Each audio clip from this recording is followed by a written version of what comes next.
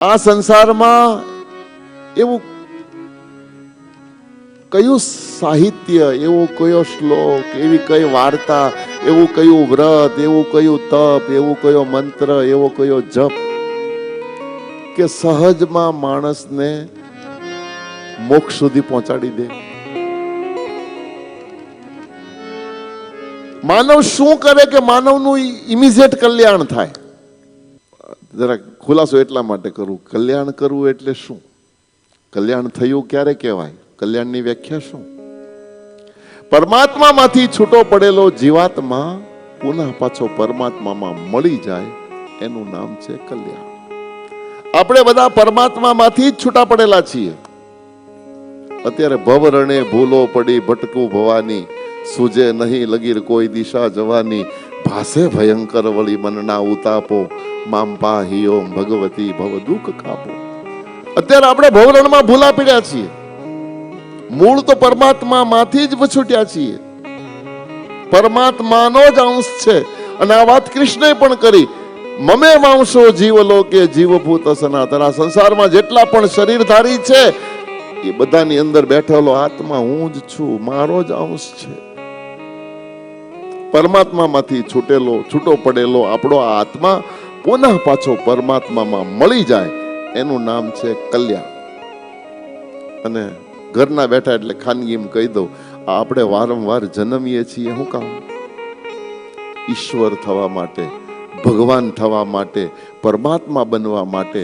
પણ અહીંયા સંસારમાં આવ્યા પછી આ ખેલ જ આખો ભૂલી જઈએ છીએ આપણે. એવા કામમાં, ક્રોધમાં, લોભમાં, મોહમાં, મારા તારામાં, વેર ઝેરમાં, ક્યાં મારા ને તમારા હિતે રહેશી વયા જાય આપણને ખબર નથી રહેતી. ને જમ દળું પકડે ત્યારે આપણને યાદ આવે કે આપણે તો ભગવાન થવા આવ્યા હતા, પણ પછી તો એની આગળ તો કઈ હાલે જ નહીં.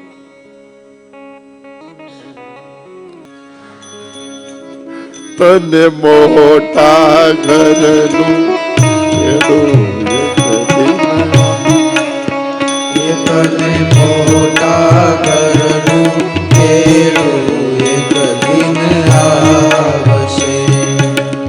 આની તારી માનવ ચાલે જ્યારે તને ઈ બોલાવશે, તને મોટા ઘરનું કેળું એક દિન આવશે.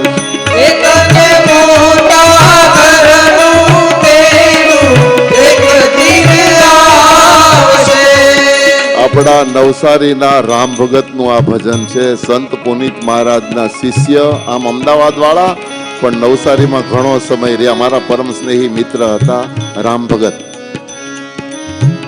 બિસ્તર સાથે નહીં લેવા દે, બિસ્તર સાથે વાતચીત પણ નહીં કરવા દે, વાતચીત પણ નહીં કરવા. જ્યારે તને ઈ બોલાવશે, તને મોટા ઘરનું કેળું એક દિન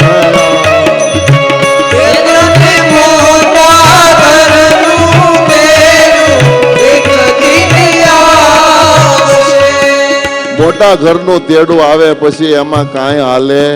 બિસ્તરે હારે લેવા ન દે, કોઈને આવજો કહેવાય એમ.